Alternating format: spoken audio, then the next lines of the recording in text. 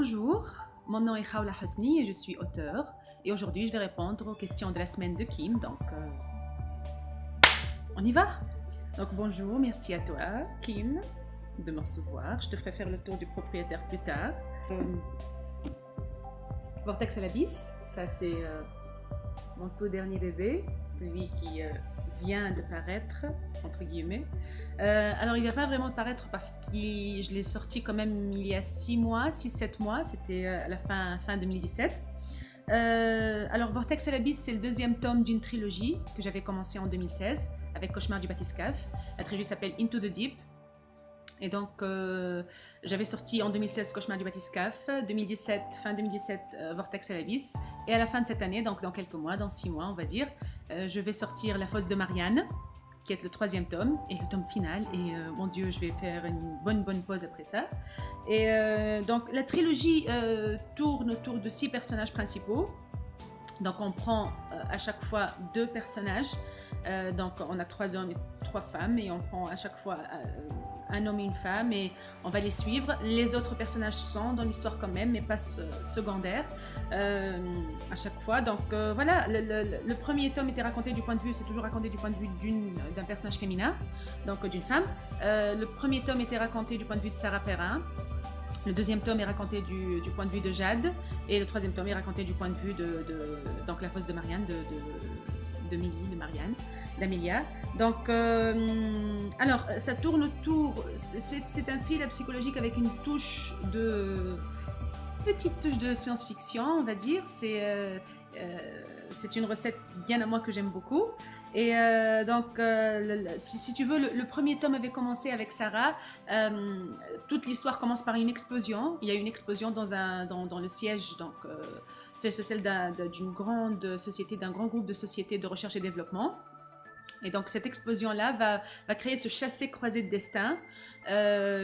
Donc Sarah Perrin, qui était le personnage principal du premier tome, a été kidnappée 1 an après cette explosion-là. Elle est kidnappée, torturée, sauvagement torturée pendant 5 semaines. On ne sait pas qui l'a kidnappée, on ne sait pas qui l'a libérée. Et elle est retrouvée dans le parking d'un poste de police, et voilà, on suit un petit peu dans le premier tome un petit peu ce qui lui est arrivé, pourquoi, on essaie de savoir un petit peu ce qui s'est passé. Vous essayez de savoir, moi je sais.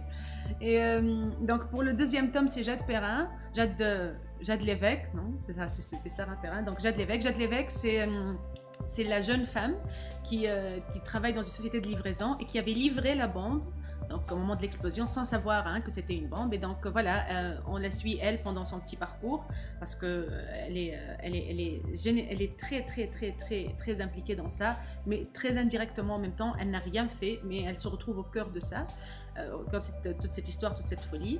Et donc voilà, pour le troisième tome, ça va être autre chose. On en parlera quand ce sera sorti. Et voilà, c'est une recette. Il y a du suspense, il y a tout petit peu de science-fiction, il y a de la romance un petit peu, il y a du thriller, il y a beaucoup de psychologie. J'adore le pilier de la psychologie dans ce que j'écris. Donc voilà, en espérant que ça plaise aux gens. Pourquoi j'écris? Oula, bonne question. Alors, le truc pour l'écriture, c'est que les raisons pour lesquelles j'écrivais il y a 10 ans ne sont pas les mêmes pour lesquelles j'écrivais il y a 5 ans. Ce ne sont pas les mêmes pour lesquelles j'écris aujourd'hui, et je pense que dans 5 ans, j'écrirai pour d'autres raisons encore. Il y a 10 ans, j'ai commencé à écrire parce que j'étais très désespérée. Je passais par une phase terrible, et voilà, j'ai toujours écrit, si tu veux, toujours. Depuis que j'ai 7 ou 8 ans, j'écris. J'écris littéralement des histoires, je n'écris pas juste, je ne bidouille pas, non, j'écris littéralement depuis que j'ai 7 ou 8 ans. Mais il y a une douzaine d'années, on va dire, c'est là que j'ai commencé à ATP, donc à ta place, mon tout premier roman publié. Et je passais par une phase terrible, et écrire était un besoin. C'est sorti vraiment vraiment dans ce sens-là, comme un besoin viscéral. Il y a 5 ans, j'ai écrit parce que j'avais plein d'histoires, plein d'histoires dans la tête, et je ne savais pas trop comment faire, et c'était un besoin plus de sortir tout ce beau monde que j'avais dans la tête, tout cet univers-là. Et aujourd'hui, j'écris, je crois qu'aujourd'hui, j'écris pour la bonne raison. J'aime bien les raisons pour lesquelles j'écris aujourd'hui. C'est beaucoup plus calme, beaucoup plus... je prends beaucoup plus de plaisir. Il y a beaucoup plus de plaisir dans les raisons pour lesquelles j'écris aujourd'hui. Aujourd'hui, j'écris plus parce que, voilà, parce que je suis une storyteller. C'est ce qui me définit le plus, je crois, en tant qu'auteur. Chaque auteur a un petit peu sa spécialité, son petit truc. Moi, je suis ça. Je suis vraiment dans le sang. J'ai ça dans le sang. Je suis une storyteller. Je suis une raconteuse d'histoire. En arabe, on dit kharafa. C'est c'est un peu ça, c'est ce qui me définit le plus. Donc oui, je suis une storyteller, j'aime raconter de l'histoire. Et donc, automatiquement, quand tu es un raconteur d'histoire, quand tu es un storyteller, le truc, c'est d'avoir une audience, c'est de partager ça. On n'écrit pas pour soi quand on est un storyteller. On ne produit pas de l'art pour soi quand on est un storyteller, peu importe son domaine, qu'on soit cinéaste, musicien ou auteur. Quand on est un storyteller, c'est pour les autres, c'est pour partager avec les autres, c'est pour provoquer quelque chose chez eux. Et je crois que c'est ce que je cherche aujourd'hui. Je veux faire ça. C'est pour ça que j'écris aujourd'hui, parce que j'ai ça dans le sang, c'est plus fort que moi et j'adore le faire et j'aime raconter des histoires et j'aime provoquer des choses, des émotions, des pensées chez les gens et voir comment ils vont réagir et comment ils vont interpréter ça. Et donc c'est pour ça que j'écris, c'est ce qui me motive et ça me fait plaisir. Et puis il y a aussi le fait que j'adore mes personnages, je suis visitée par des personnages et j'aime raconter leur histoire. Dans tous les cas, ça tourne autour de ça, de raconter une histoire vraiment, que ce soit par amour pour le lecteur ou par amour pour le personnage, ça rejoint le même but pour moi d'écriture, c'est raconter une histoire. Voilà, c'est ça le but pour moi.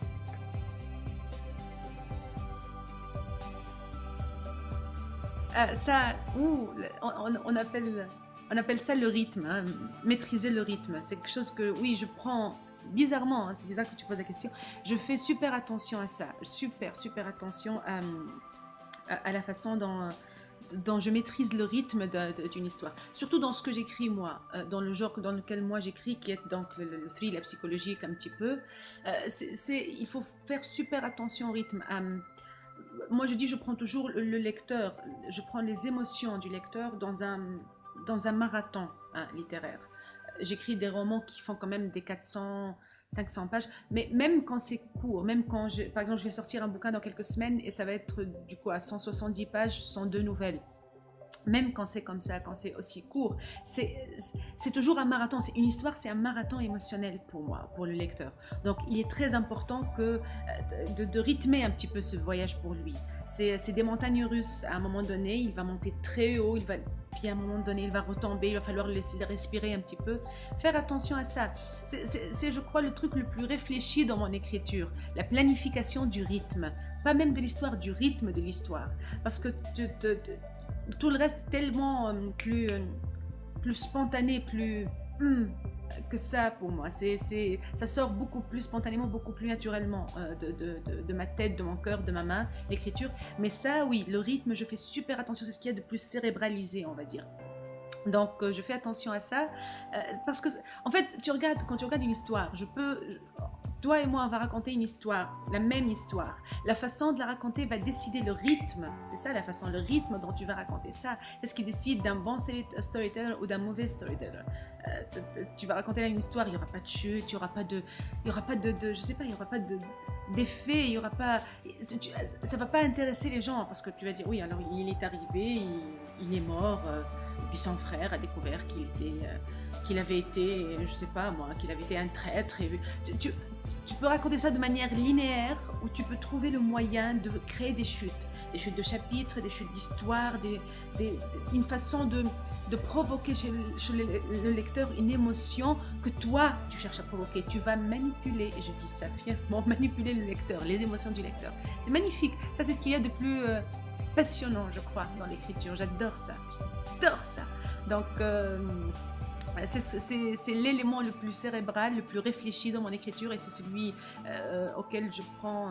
ouais, c'est parmi les éléments qui me font le plus plaisir, que je kiffe le plus au moment de l'écriture.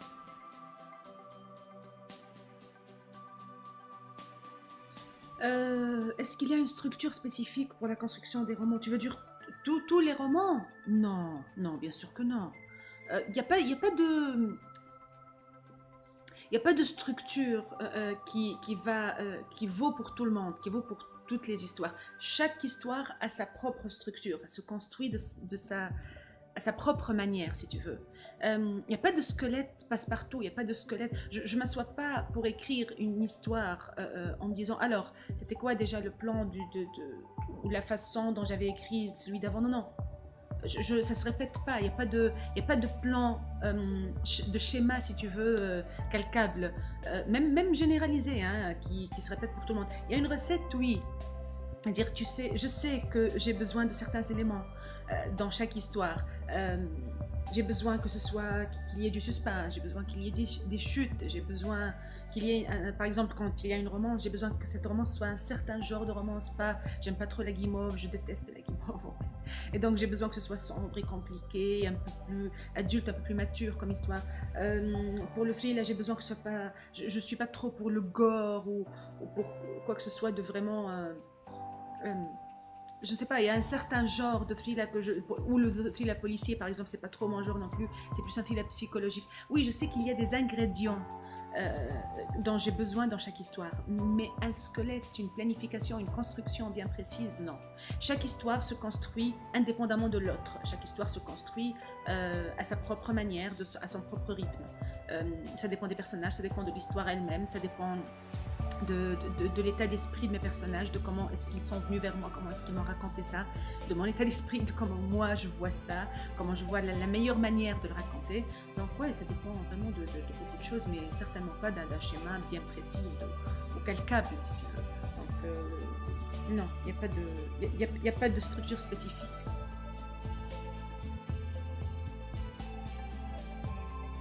Oui, oui, bah oui. Il y a des chances, oui. J'y ai pensé depuis le départ, évidemment, depuis que j'ai commencé à écrire, parce que pour moi l'écriture est très liée au cinéma, on en parlera plus tard, je pense. Oui, j'y ai pensé. Est-ce que j'ai envie que ce soit adapté au cinéma? J'ai très envie que ce soit adapté au cinéma.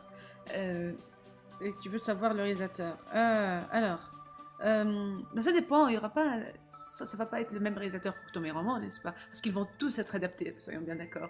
Mais alors, pour ATP, pour À ta place, qui je vais choisir pour À ta place? J'y ai pensé, j'avais plusieurs choix en tête, mais récemment, mon cœur a vachement penché du côté de Noah Buchel, je crois. Celui qui a réalisé Sparrows Dance. Je pense que c'est lui. Je l'avais vu dans Glacier, mais j'ai plus aimé Sparrows Dance parce que ce mec, il a la capacité de prendre des gens qui sont foutus de l'intérieur, mais vraiment foutus, complètement détruits de l'intérieur, et de raconter leur histoire compliquée, qu'elle soit psychologique ou amoureuse ou traumatique, sans tomber dans le pathos ou dans la lourdeur déprimante un petit peu. Et donc c'est quelqu'un, par exemple Sparrows Dance, c'est même la prouesse est d'autant plus admirable, il avait pris ça, c'est une adaptation d'une pièce de théâtre, et il l'a fait en gardant l'âme de l'histoire intacte, mais en faisant un super beau film, tout en sensibilité, tout en nuance, et visuellement magnifique. Donc oui, je crois qu'il ferait des merveilles avec À ta place, je pense, je l'aime bien lui. Pour Dabda, alors, ça c'est Dabda, c'est mon préféré, c'est mon petit bébé que j'aime beaucoup, mon deuxième roman. Alors pour Dabda, qu'est-ce que... J'avais envisagé, pareil, Dabda, ce bon vieux Tony Scott est mort. J'avais un préféré pour Dabda qui était Tony Scott, parce que j'adore Man on Fire, parce que je trouve que c'est exactement ça, même si c'est pas... le même univers, la même histoire du tout. C'est ça l'âme du film, c'est ce que je voudrais pour Dabda, même visuellement, même graphiquement. Moi, c'est ce que j'aimerais pour Dabda. Mais il est mort, donc je sais pas trop. Qu'est-ce que je vais choisir?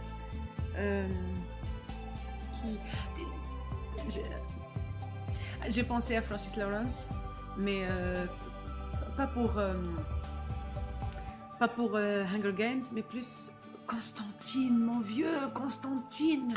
Ça aussi, prendre une histoire qui est c'est-à-dire garder l'âme de l'action, du surnaturel, de l'SF, du fantastique, de ce que tu veux. Prendre ça, le maîtriser bien comme il faut, tout en gardant un œil vraiment très, très aiguisé sur la psychologie du personnage, sur son histoire, sur son humanité. J'adore ça. J'adore les gens, les réalisateurs qui maîtrisent les deux, qui ne va pas favoriser un aspect de l'histoire, l'action par exemple, au détriment de la psychologie, ou la psychologie au détriment de l'action. Il va rien banaliser. Il y a une maîtrise de tout, de tous les éléments, de tous les aspects de son histoire.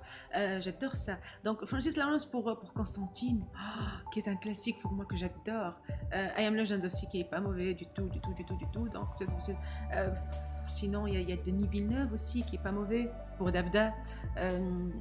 Denis Villeneuve, ouais, qui d'autre? Je sais pas trop. Je sais pas, il y a tellement, je sais pas, j'aimerais pas choisir un réalisateur français parce que les réalisateurs français, ils ont un univers à part. Jacques Audiard, par exemple, j'aime bien Sur mes lèvres, j'adore ce film, mais je trouve aussi son univers, ça, c'est magnifique. Il y a une telle rawness, j'adore ça.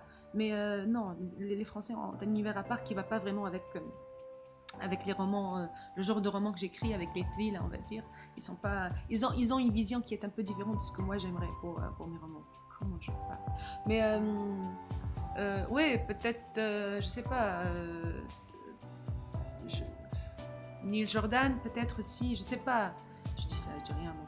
Mais oui, pour Dabda, il y a cette configuration-là. Tony Scott, Francis Lawrence, Neil Jordan, je sais pas. Ces mecs-là, je les verrais bien. Leur univers, en tout cas, je les verrais bien pour Dabda. Sinon, pour la trilogie, qu'est-ce que je pourrais bien choisir pour la trilogie? Non, si, pour la trilogie, j'y ai pensé. Surtout que je suis au cœur de son écriture, je suis encore dedans, donc j'y pense. En écrivant, j'y pense beaucoup. Moi, j'écris en scène, j'écris vraiment les romans en scène. Dans ma tête, c'est des scènes, c'est très visuel. J'ai une écriture visuelle parce que je les visualise vachement dans ma tête. Donc, chaque fois que je visualise une scène, je vois un petit peu quel genre de réalisateur pourrait réaliser ça. J'ai pensé pour la trilogie, il nous faut un réalisateur qui soit capable de gérer un grand casting, en tout cas de mettre en valeur plusieurs acteurs à la fois et de le faire tout en gardant vraiment un style, oui, un style d'action et un style visuel il faut qu'il maîtrise vraiment tout ça, tous ces éléments-là. Donc j'ai pensé à Guy Ritchie. Moi je l'aime bien, je sais qu'il est controversé un petit peu, je sais même pas si tu l'aimes ou pas toi.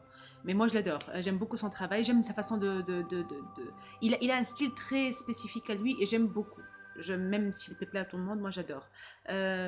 John Woo, oh, mon vieux, oh, imagine. J'adorerais aussi, oui. Et John Woo, c'est le fantasme. Et John McTiernan, moi qui suis une fan cinglée de Die Hard. John McTiernan, il a réalisé mon meilleur film dans la série. Le 3 c'est le meilleur. Tu peux dire ce que tu veux, le 3 c'est le meilleur. Mais oui, j'adore. Et Thomas Crown, évidemment. Non, j'adore, oui. Si je devais choisir, Guy Ritchie ou John McTiernan, je sais pas. Mais pour la trilogie, l'un de ces trois montagnes-là pour moi. Soit Guy Ritchie, soit John Woo, soit John McTiernan. Rien qu'en disant leur nom, qu'est-ce que le kiff que ce serait, le fantasme que c'est pour moi. Donc voilà, oui, pour la trilogie, ce serait ça. On verra pour le prochain roman. On en reparlera du réalisateur.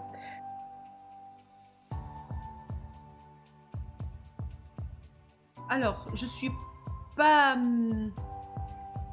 Il y a très peu de livres que j'aurais aimé écrire. C'est-à-dire que je vais rarement lire un bouquin en me disant « Ah, j'aurais aimé avoir... Peut-être, si tu veux... Si je devais choisir... Peut-être, j'aime beaucoup... Alors, il y a des romans qui étaient précurseurs, qui étaient des pionniers. Comme par exemple Jane Eyre de Charlotte Brontë. Moi, j'aime bien. J'aime beaucoup... Je suis très fan de Charlotte Brontë, très fan de ce roman-là en particulier. Moi qui n'aime pas trop les classiques. Mais pourquoi je l'aime? Parce que c'était vraiment un roman avant son temps. C'était vraiment... Il était pionnier. C'est une femme qui a écrit un thriller psychologique à une époque où c'était salon de thé, des petits rubans et tout rose, tout bonbon, tout mimi. Elle était dans le sombre. Alors, ça a rapport avec son enfance, ça a rapport avec qui elle est, avec avec le genre d'environnement dans lequel elle a grandi, je sais. Mais c'est magnifique. Moi, je trouve que c'est un classique. Ça, c'est une école pour une bonne raison, je trouve. Donc j'aurais aimé écrire. C'est pas que j'aurais aimé écrire ce roman-là. Non, au contraire, je suis très contente que ce soit elle qui l'ait écrit pour que je puisse l'apprécier à ce point-là. Mais si je devais écrire, si je devais envier quelque chose à quelqu'un, à un auteur ou une autrice, ce serait ça, je pense. Ce serait le fait d'avoir instauré une école, le fait d'avoir écrit quelque chose bien avant son temps. Le thriller avant le thriller, ou je ne sais pas, le policier avant le policier, avant d'avoir trouvé l'ingrédient, le déclic, d'avoir appuyé sur le bouton, sur ce bouton-là pour illuminer une pièce bien avant que qui que ce soit puisse même envisager d'y pénétrer. C'est ça, pour moi, l'idée d'être pionnier, pour ce que j'envierais, si tu veux, un romancier. Si je devais... Ouais, peut-être aussi... C'est pas des livres que j'envie aux auteurs, mais c'est des livres qui ont trouvé écho en moi. Par exemple, Virginia Woolf, A Room for One's Own, c'est une chambre à soi. C'est un magnifique bouquin. C'est un magnifique bouquin parce que ça parle pas seulement du combat d'une femme. C'est pas le féminisme, je me rase et je déteste les hommes. Non, c'est le féminisme, le bon féminisme.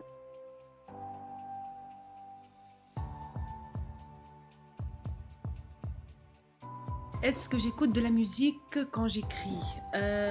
Ouais, il y a des chances, oui. Je ne peux pas écrire sans musique. Je ne peux pas. Enfin, je suis mignonne. Non, c'est pas que je ne peux pas. Ce que j'écris sans musique n'a pas d'âme. C'est ça. Parce que j'ai essayé d'écrire des bouts, le même bout vraiment, avec ou sans musique. Et le truc, c'est que, ouais, c'est mon style et c'est mon empreinte et c'est mon univers et c'est bien écrit et c'est bien soigné. Ce sont de jolies phrases comme j'aime les faire et tout ce que tu veux. Et ce sont bien mes personnages. Il y a ce truc que tu insuffles dans un texte.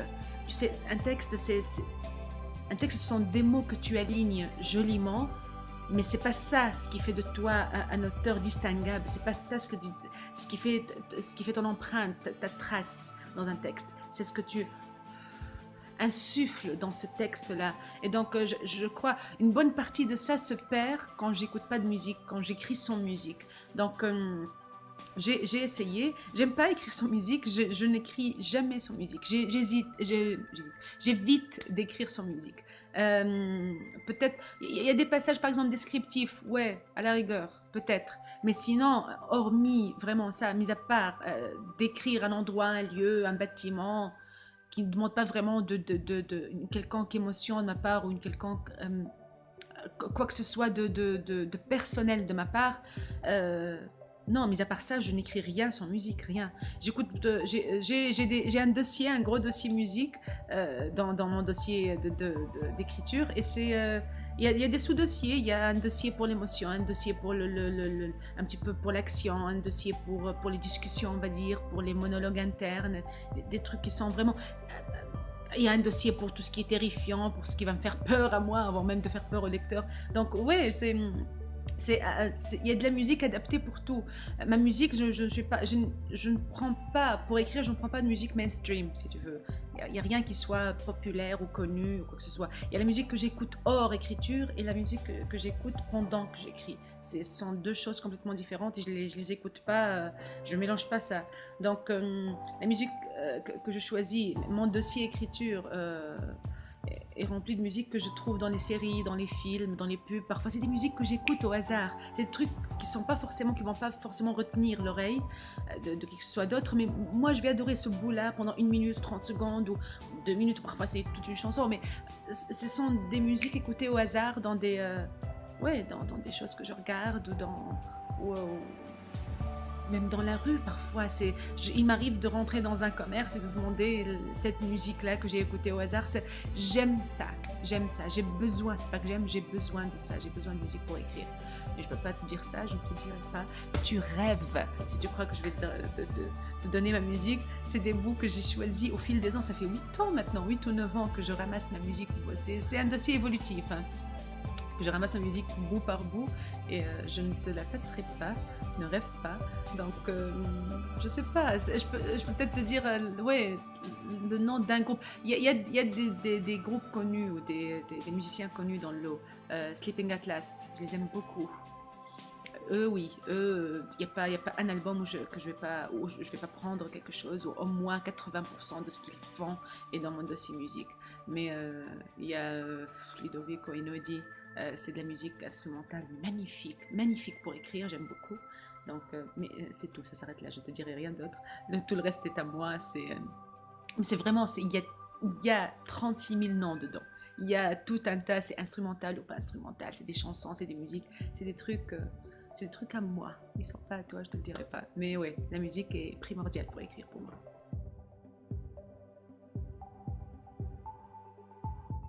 Non, j'aime pas trop écrire sur des personnes réelles. C'est pas comme ça que ça fonctionne du tout pour moi l'écriture. C'est des personnages qui me viennent, donc j'ai déjà un rapport bien établi avec eux, avec ces personnages-là. J'ai pas besoin et j'ai pas envie d'aller chercher dans. J'écris comme je lis pour m'évader, donc je vais forcément, ça va être une évasion, l'écriture va être une évasion pour moi. Non, il y a pas de, je suis pas inspirée, il n'y a pas de personnage inspiré de personnes réelles.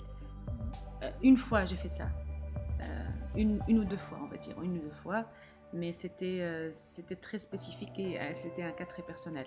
C'était pour Cauchemar du Bathyscaphe. Et le père de Sarah Perrin est une personne réelle, et donc, ouais, mais j'aime pas faire ça. En général, j'aime pas faire ça.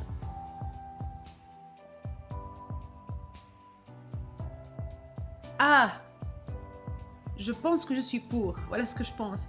Je crois que, comme tous les sujets de grande importance, je suis d'accord sur le principe, peut-être pas dans le détail. Il y a une façon de faire qu'il va falloir un petit peu finaliser, mais, mais sur le principe, oui. Je vais te dire pourquoi. C'est un truc qui m'a toujours posé problème. Ça m'a toujours frustré un petit peu. Parce que tu prends un gamin. Tu lui dis, écoute, je vais t'apprendre comment est-ce que ça fonctionne exactement la langue. Tu fais rentrer dans une pièce, tu lui dis, regarde, il y a une douzaine de personnes qui sont là. Tu as 11 femmes et un homme. Bah, on va les appeler ils, quand même. Je ne sais pas quel genre de message ça donne à un gamin, ça. C'est que la langue a été inventée, mise en place, les règles basiques de la langue ont été mises en place à une époque où les femmes avaient très peu de rôle. On leur laissait très peu de rôle, voire pas du tout. Donc, il est normal que ce soit misogyne et sexiste, et même caricaturalement sexiste. Parce que il y a des choses qui n'ont aucune logique pour moi dans la langue. Maintenant, il y a une façon de faire qu'il va falloir un petit peu mettre en place. Je ne suis pas forcément d'accord avec la façon de mettre en place l'écriture inclusive, mais le principe, oui, je suis très très d'accord. Les métiers, ce n'est pas forcément quelque chose qui va me concerner, ou même pour moi, qui suis autrice, on va dire. Je ne suis pas forcément... c'est pas quelque chose dont j'ai sincèrement besoin, ou quoi que ce soit. Mais il y a des choses qu'il va falloir changer. Il y a des choses qui n'ont makes no sense, qui n'ont aucun sens, aucune logique, et il faut absolument que ça change. Donc, est-ce qu'on part du principe? Oui, je suis pour l'écriture inclusive, je suis du côté de ceux qui la défendent.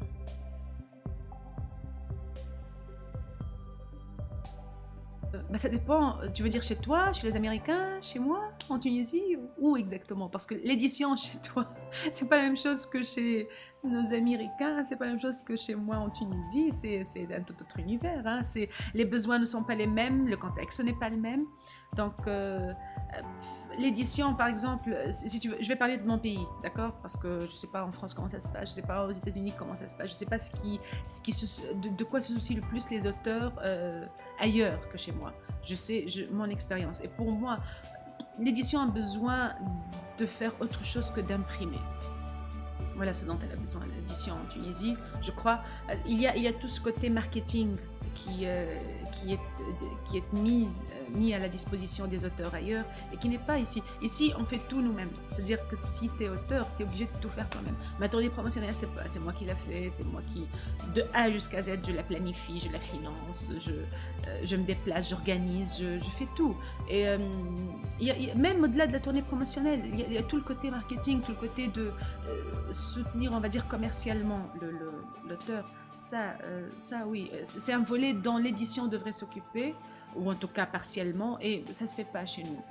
Chez un éditeur, un bon éditeur, d'après mon expérience, un bon éditeur est un éditeur qui ne va pas t'arnaquer d'une et qui va t'imprimer le bouquin dans les temps et dans les règles de l'art et qui va pas prendre tes droits d'auteur. C'est très basique vraiment, c'est pratiquement de l'impression avec zéro arnaque. Voilà ce que c'est que l'édition ici, et j'aimerais que ce soit autre chose, j'aimerais que ça aille au-delà de ça, que ça devienne vraiment toute cette machine qui soutient l'auteur. Ce serait génial si ça pouvait être ça. Donc ouais, voilà. Après il faudra que tu me dises toi ce que c'est que l'édition chez vous.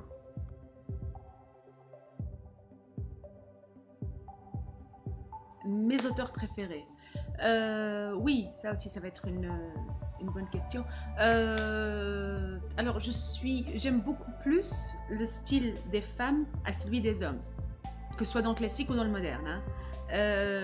C'est pas du féminisme, pas vraiment, mais je trouve que les hommes ont une certaine prétention, on va dire. Il y a un peu d'arrogance dans l'écriture masculine.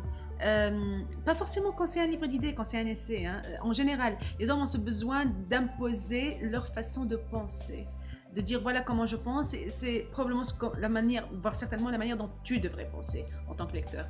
Les femmes, j'aime beaucoup, peu importe le genre dans lequel une femme va écrire, en général, il faut pas non plus, c'est pas systématique.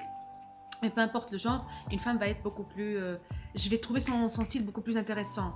Même quand elle écrit dans un genre, dans le gore ou dans le policier pur, elle va avoir un style qui va beaucoup plus me captiver parce qu'elle va rien m'imposer. C'est juste... C'est vraiment... C'est un moyen de communication. C'est pas... Elle ne m'impose pas quelque chose. C'est mon avis. C'est ce que je trouve. Donc... mais oui, j'ai aussi un amour... une passion pour un certain féminisme. Pas le féminisme, je ne me rase pas et je hais les hommes, mais le féminisme intelligent, on va dire, pertinent.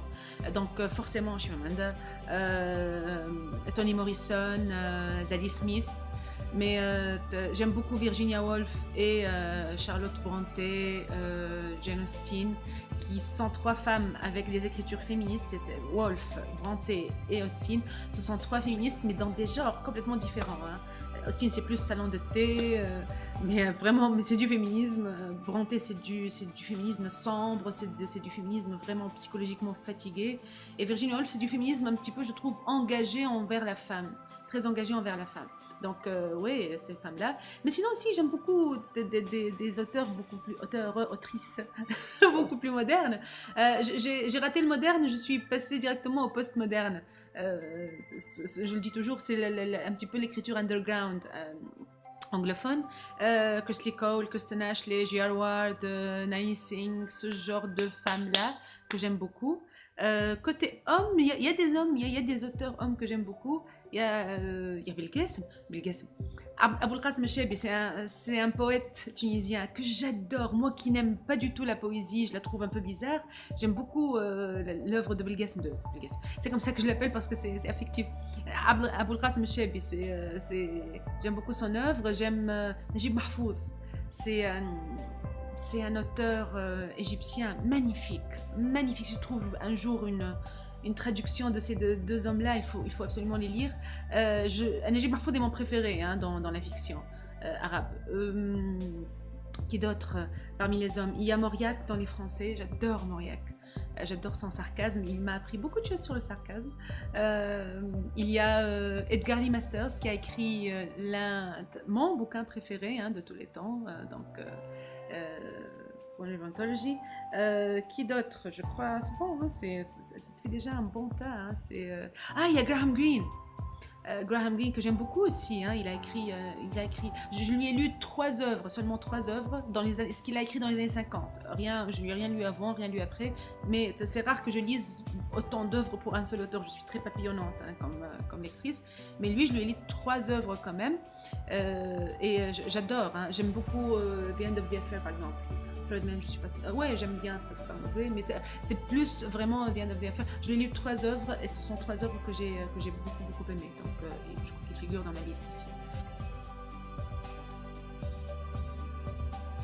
Mon livre de chevet, tu veux dire le livre. Mon livre préféré ou le livre qui est dans ma pile à lire, celui que j'aimerais lire. Mon livre de chevet, le livre que je préfère est celui de Ali Masters.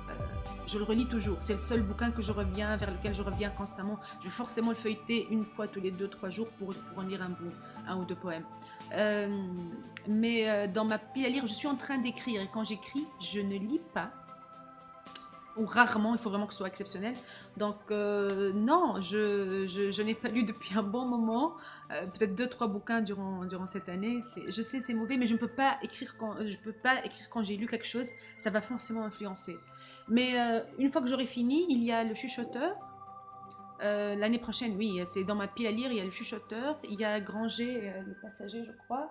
Il y a Am Lefzour, qui vient de paraître, de Hassan Ibn Amou, qui est un auteur tunisien. J'aimerais bien le lire, j'aimerais bien savoir, voilà, ces trois romans-là, j'aimerais bien les lire l'année prochaine, une fois que j'aurai fini d'écrire ma trilogie.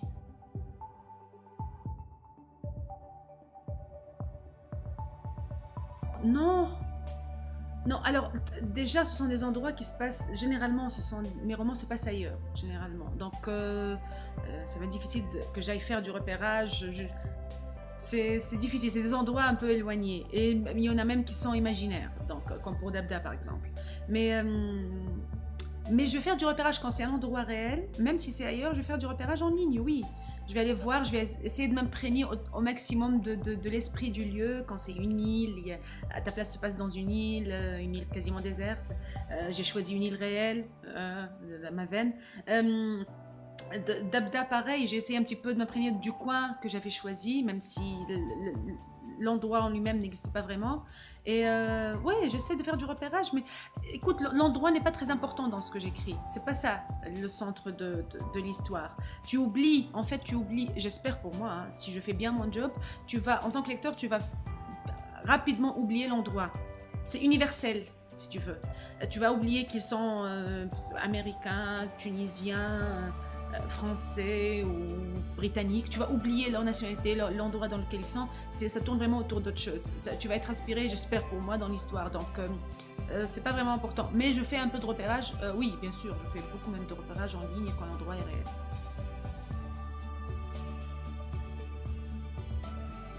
C'est très... Rien que le terme sous, c'est très péjoratif, je trouve. Tu parles de quoi? De BD? De manga? C'est ça la sous-littérature dont il est question? Pour moi, c'est pas une sous-littérature. Tu veux dire que... Non, c'est pas une sous-littérature pour moi, du tout. J'aime pas ça. J'aime pas le terme sous-littérature, c'est très péjoratif. Ça diminue l'importance de certaines œuvres, si tu veux, d'un certain genre littéraire, qui est la BD ou les mangas. Ça diminue son importance comme si tu lisais, par exemple... je sais pas moi, de la fiction ou l'essai ou des classiques. Oui, ça fait de toi un lecteur. Par contre, si tu lis de la sous-littérature, c'est que tu es un sous-lecteur. Non, c'est pas comme ça que ça se passe. Écoute, on me demande souvent, qu'est-ce que vous conseillez pour quelqu'un qui ne lit pas? Ben, lis ce que tu aimes, mon vieux. Lis ce que tu aimes, peu importe ce que c'est. Si tu aimes les BD, lis les BD. Qu'est-ce qu'on a à faire? C'est pas nos oignons. Lis ce que tu aimes, peu importe ce que c'est. Si tu aimes les mangas, lis les mangas. Lis, du moment que tu lises, c'est tout ce qui est important. Lis ce que tu aimes, commence par ce que tu aimes. Si tu aimes les romans de gare, lis les romans de gare. Si tu aimes les romans à l'eau de rose, lis les romans à l'eau de rose. Les policiers, lis les policiers. Lis ce que tu aimes, peu importe son genre, peu importe ce que c'est, lis-le. Parce que si tu aimes ce que tu lis, tu vas continuer à lire.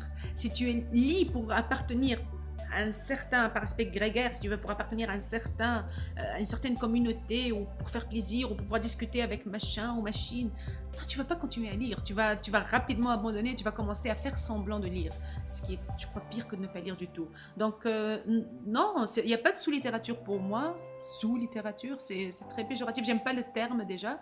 Il y a plusieurs genres, il y en a pour tout le monde. C'est pour ça, quand on me dit, moi j'aime pas lire, je lui dis non, t'as pas encore découvert ce que tu aimais lire. C'est pas que t'aimes pas lire, c'est que t'as pas encore trouvé ton univers, ton petit monde, ton petit truc à toi. Donc cherche. Mais il y a plusieurs univers dans la littérature, et à chacun son truc, mais il n'y a pas de sous-littérature. Ça n'existe pas, ça. Il faut jamais le dire, c'est pas gentil. C'est pas gentil, c'est pas intelligent non plus. Mes influences littéraires, j'ai pas d'influence littéraire. Je vais t'expliquer pourquoi. J'ai découvert, j'écris depuis toujours, bien avant d'avoir une influence ou pas une influence ou quoi que ce soit. Donc non, j'ai pas d'influence littéraire. J'ai commencé à écrire quand j'avais 7 ou 8 ans. J'ai écrit ma première histoire quand j'avais 9 ans, je crois, quand même. Hein. Une bonne histoire, un roman, on va dire, avec début, fin, milieu. Mais tu sais, ce qui m'a vraiment influencé, c'est le cinéma.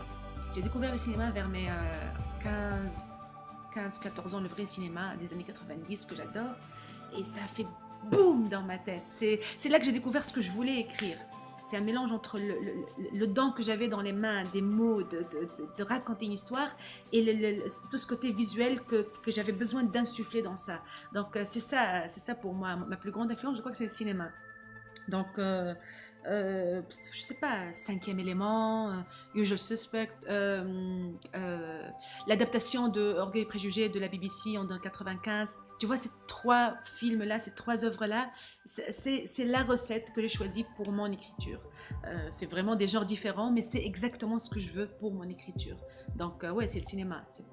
J'ai pas d'influence littéraire, j'ai des influences très cinématographiques. Et ça se sent encore dans mon écriture aujourd'hui. Et j'en suis très fière, j'aime beaucoup ça.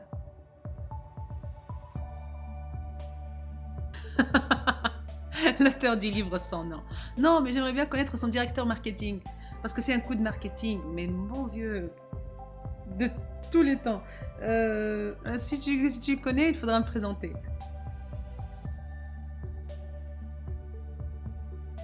Pourquoi c'est important? On va pas parler du plaisir que c'est. Et on va pas parler du kiff que c'est. Ou de l'évasion que c'est. Ou de l'importance que ça a pour certaines personnes qui s'y retrouvent. Comme c'est le cas pour moi, hein, qui sont heureuses au moment de lire, rien que pour le plaisir de lire une histoire, de suivre un personnage, d'être aspiré, happé par une histoire. On va pas parler de ça. Mais rien que intellectuellement déjà. Lire, c'est une façon de dire oui, je peux, comment dire, c'est une façon d'ouvrir ton esprit, de dire oui, je peux comprendre le point de vue d'une autre personne, d'un autre être humain, même si c'est complètement aux antipodes de mon point de vue à moi. C'est ça, lire. Hein. C'est vraiment... Même quand c'est une fiction, je ne parle pas d'essai, hein, je ne parle pas de livre d'idées, je parle même de la fiction. Lire la vie de quelqu'un, même quand c'est du fantastique ou du surnaturel, tout ce que tu veux. Lire la vie de quelqu'un, les choix de quelqu'un, les décisions de quelqu'un. Et pouvoir compatir, avoir de l'empathie pour ça. Ça, c'est une façon de dire je peux comprendre. C'est pas ce que j'aurais fait, mais je peux comprendre. Rien que ça, rien que comment dire, ce réflexe inconscient qu'on a au fur et à mesure qu'on lit des histoires. Rien que ça, c'est déjà très important. Mais avant tout ça, pour moi, lire, c'est un coin de paradis. C'est un coin de paradis. Ce que tu ressens au moment de lire, c'est une expérience personnelle qui est personnelle et très individuelle à chacun. Donc, oui, c'est un plaisir. Au-delà de toute autre raison rationnelle ou logique ou intellectuelle, c'est un pur kiff. Rien que pour ça. Pourquoi est-ce qu'on est sur Terre? C'est pas pour avoir un peu de plaisir, mon Dieu. Prends plaisir à ça. Pourquoi rationaliser un plaisir? Pourquoi tu vas voir un film? C'est au-delà de l'analyser, de le disséquer. C'est pas pour le plaisir que ça. C'est pas pour le sang qui monte à ta tête, les oreilles qui bourdonnent, le cœur qui bat vite. C'est pas pour ça? Aussi, surtout.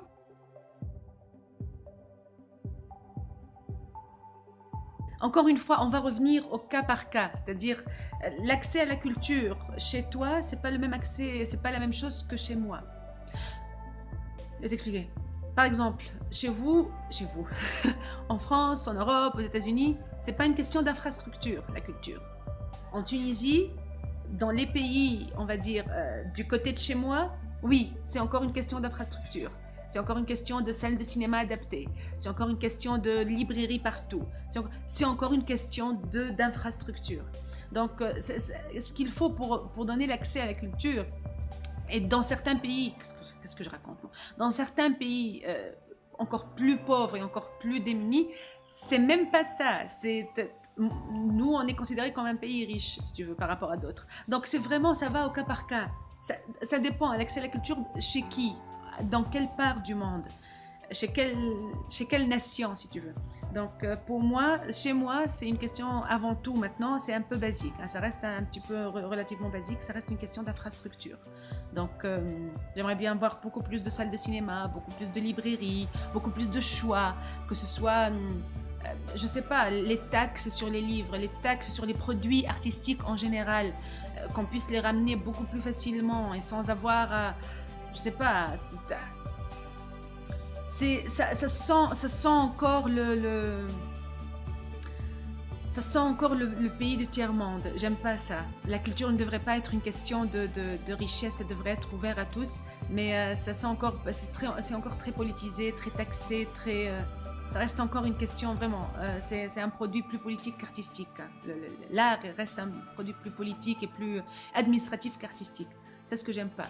Mais ce serait, chez moi, comment donner l'accès à la culture, ce serait encore une question d'infrastructure. On en est encore là. Ce qui n'est pas le cas pour vous, j'imagine.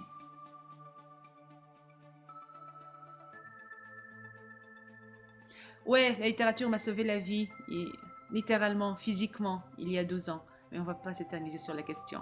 C'est pas un sujet sur lequel j'ai envie de m'attarder. Ça te concerne pas. C'est quoi ce truc super intrusif? Non, oui, elle m'a sauvé la vie. La littérature, l'écriture m'a sauvé la vie. La littérature continue encore à me sauver parce que ça reste mon loisir le plus aimé. Mais l'écriture m'a sauvé la vie il y a une douzaine d'années, 13 ans, et c'est pas des oignons, je vais pas t'expliquer ça.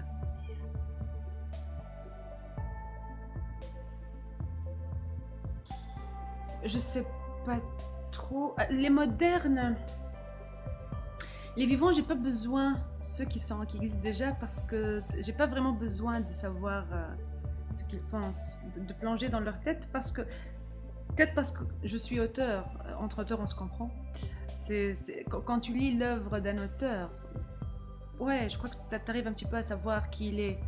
Pas vraiment dans le détail ou en profondeur, mais globalement tu arrives à cerner le personnage quand même. Et puis maintenant, surtout, on vit dans une ère où nos méthodes de communication font en sorte que il est impossible de ne pas savoir ce qu'une personne pense ou pas. Ça laisse très peu, vraiment, nos méthodes de communication laissent très peu de place à la spéculation. Mais parmi les morts, qui est-ce que j'aurais aimé voir se prêter au jeu? Woolf, non. Virginia Woolf, je l'aime beaucoup. C'est une femme que j'aime beaucoup. Mais c'est une femme que je comprends. J'arrive à voir. J'arrive à comprendre, même si je ne sais pas exactement. Je ne peux pas vraiment savoir. Personne ne peut savoir ce qu'une autre personne ressent, mais j'arrive à voir. Ça reste avec soit Belgasem, soit Belqasem Chehbi, soit Charlotte, soit Mahfouz. Najib Mahfouz. Qui des trois? Je sais pas. L'un de ces trois-là, j'aurais bien aimé savoir. Non, Najib Mahfouz, non. J'ai peur qu'il soit misogyne ou qu'il soit. Non, j'ai pas envie d'être déçue. Non, non.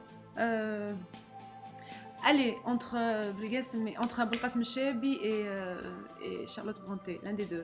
J'aurais aimé savoir.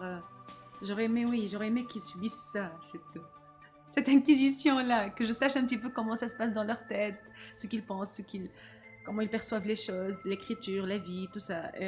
J'aurais aimé savoir. Donc, si tu peux ressusciter l'un ou l'autre, ou les deux, tiens-moi au courant. Je payerai pour ça. Je payerai actual money, de l'argent réel pour ça. Donc, pardon. Ça va être soit Belqasem Chehbi, soit Charlotte Brontë, s'il te plaît. Et avec ça, un grand sourire, s'il te plaît. Merci beaucoup pour l'interview. Merci de m'avoir reçu parce que techniquement tu m'as reçu. Merci pour les jolies questions, tu sais à quel point je les apprécie. Merci pour la semaine de Kim que j'aime beaucoup, dont je suis fan, tu le sais aussi, bien avant cette interview.